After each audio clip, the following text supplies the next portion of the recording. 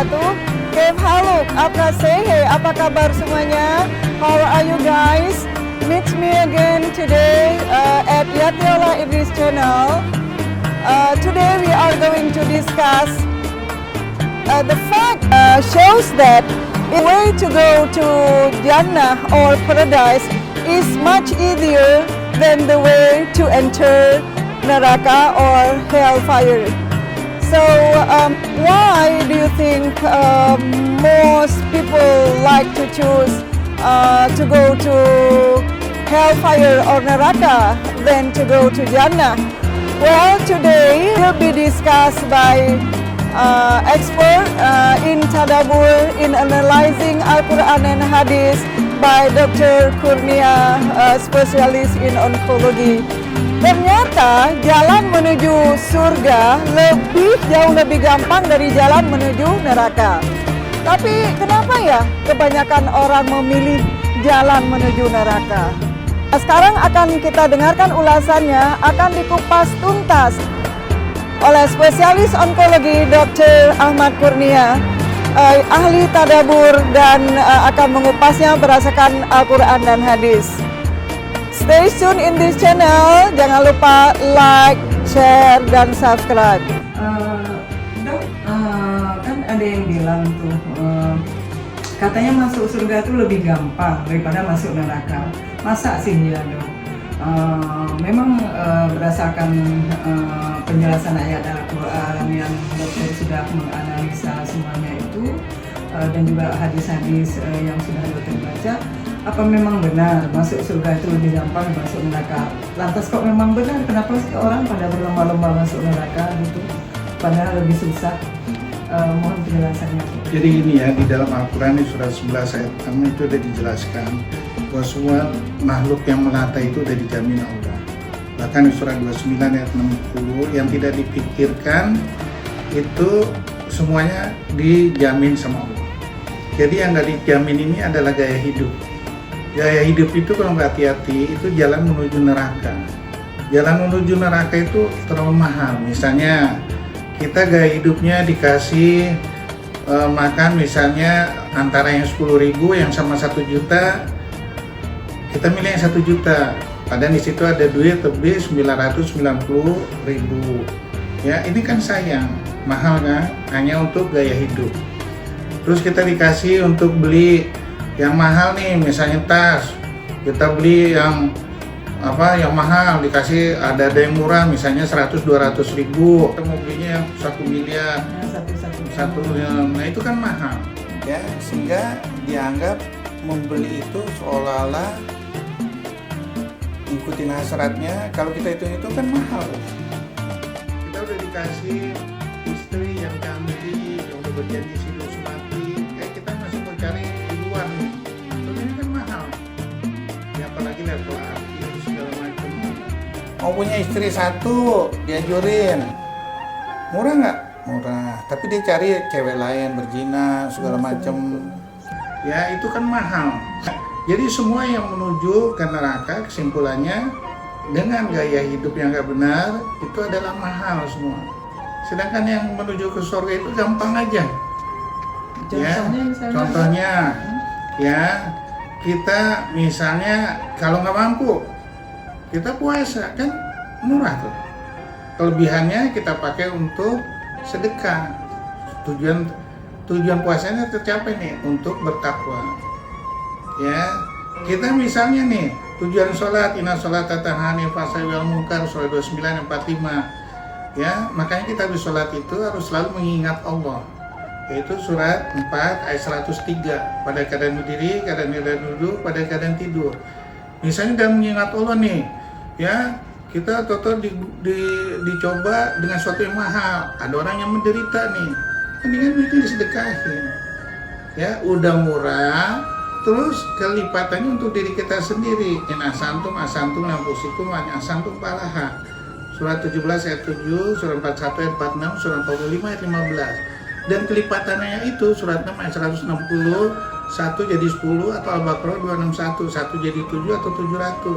Udah murah, kelipatannya banyak. Sementara ini nggak ada kelipatan apa-apa nih untuk menuju neraka. Apakah kita sebagai akal sehat kita itu yang kita pilih? Ya enggak lah. Nah, Tapi sekarang ini fenomenanya sepertinya orang lebih memilih jalan di neraka, loh. Penyebabnya itu apa ya? penyebabnya karena mereka tidak tahu bahwa apa yang dikasih sama Allah ini di dunia ini, kalau kita nggak bisa pergunakan sebaik mungkin, ya itu jadi bahan bakar api neraka. Surat 72 ayat 15, surat 21 ayat 98. Ya, nah karena dia tidak baca Al-Quran, jadi nggak tahu tujuan kita hidup ini dengan yang dikasih Allah itu adalah untuk beribadah. Wa ma khalaqtul jinna wal insana illa liya'budun, surat 51 ayat 56. Untuk apa? Wallahu yad'u ila darissalam wa yahdi may yasha'u ila siratal mustaqim, surat 10 ayat 25. Untuk apa itu? Untuk dapat surga Darussalam, untuk melihat wajah Allah, 10 ayat 26. Ini yang paling kita rinduin. Itu murah, mudah, ya. Dalam segala hal ilmunya Allah itu adalah mudah, murah, ya, dan bisa dipergunakan dimanapun. Cuma gaya hidup inilah yang membongkar itu semua, ya, yang jadi mahal, ini segala macam, semuanya ikut digiring dengan gaya hidup itu. Dimanapun udah mahal, digiring ke neraka secara berjamaah. Membuat gaya hidup orang itu sampai digiring ke neraka berjamaah itu, penyebab gaya hidup orang sampai memilih gaya hidup itu latar belakangnya apa kira-kira, Dok? Penyebabnya itu? Karena dia merupakan Al-Quran. Jadi dia nganggap itu benar. Makanya Allah bilang di surat 7 ayat 175, apabila mereka merupakan Al-Quran, setan sama pasukannya akan nguber. Dan surah 43 ayat 36 37, mereka menganggap setan itu jadi kawan karibnya.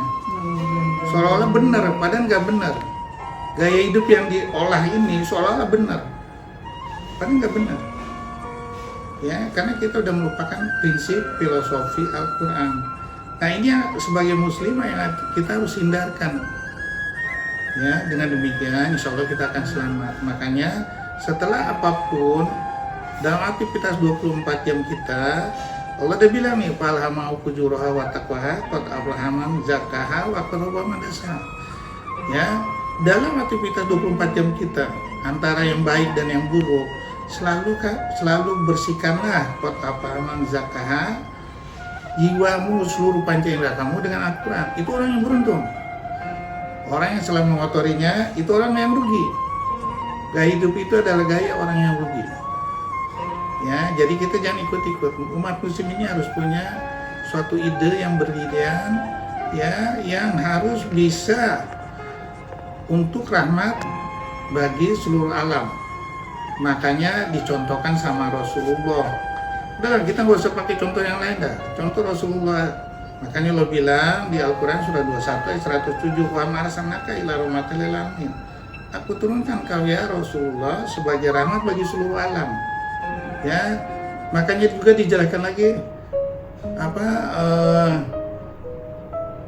laqad kana lakum fi rasulillahi uswatun hasanah, yaitu surat 33 ayat 21, yaitu Rasulullah itu adalah pribadi Al-Quran yang berjalan, yang mengharapkan rahmat, yang takut akan hari pengadilan, yang selalu mengingat kematian. Nah, ini yang kita harus filosofiin. Ya, insya Allah kita akan selamat, mudah, murah, dan untuk diri kita sendiri, ya, dengan kelipatan yang berlipat. Ini yang kita kurang cerna dari makna Al-Quran. Berarti orang kebawa ke gaya hidup yang melenceng itu karena mereka tidak mendasari hidup mereka itu pada filosofi Al-Quran gitu. Yeah. You explain the Quran is the divine speech of Allah, which is unchanged. It is a way of life. It is the methodology of life. It is guidance for all of mankind. It is from the greatest mercy that Allah Tabarak wa Ta'ala brought down to this universe. It is a book full of blessings. Rather, when we follow it and live by it, we'll attain those blessings. It is a challenge that Allah Tabarak wa Ta'ala challenged all of mankind and jinkind with, to produce anything like it, and they never shall ever be able to do so. It is the most eloquent speech. It is the speech that you never get tired of reading and reciting. Rather, the more you recite it and you repeat it, the more beautiful it becomes. Ini Ya kalau kita lihat fenomena selama ini sih sepertinya orang tua juga pegang peran penting ya dok ya. Ya. Tidak memperkenalkan Al-Quran pada anaknya, dibiarkan saja bebas begitu. Apakah itu salah satu juga penyebabnya dok? Jadi kita orang tua itu ya pada waktu kita mau nikah itu kan udah berjanji itu dengan doa Rabbana hablana min azwajina wa dzurriyyatina qurrata a'yunin waj'alna lil muttaqina imama. Surah 25 ayat 74. Yaitu mencari pasangan itu untuk kesenangan dan untuk ketentraman, kasih sayang, dan untuk menjadi kitanya sebagai laki-laki pemimpin dan keturunan kita sebagai pemimpin penerus. Ya, jangan dihianatin ini. Ya, kalau seandainya ini dihianati, janji terhadap Allah itu akan diminta pertanggungjawabannya sama Allah. Ya.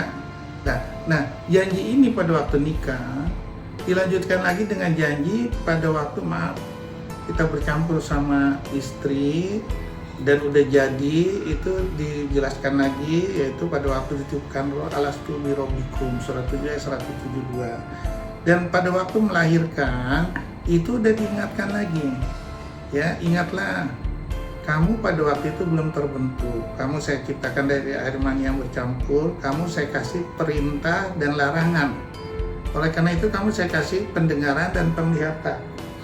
Jadi yang bisa menyebabkan latihan-latihan ini tergoda dengan gaya hidup, tergoda dengan filosofi dunia, yaitu orang tuanya nggak ngelanjutin nih. Allah udah ngasih tahu nih, ya, yang nggak ngelanjutin bahaya. Oke dok, banyak sekali ilmu yang kita bisa dapat dan juga mungkin agak sedikit ngeri ya. Semoga kita semuanya berfilosofi hidup kita pada Al-Quran. Demikianlah, jangan lupa subscribe, like, and share. Assalamualaikum warahmatullahi wabarakatuh.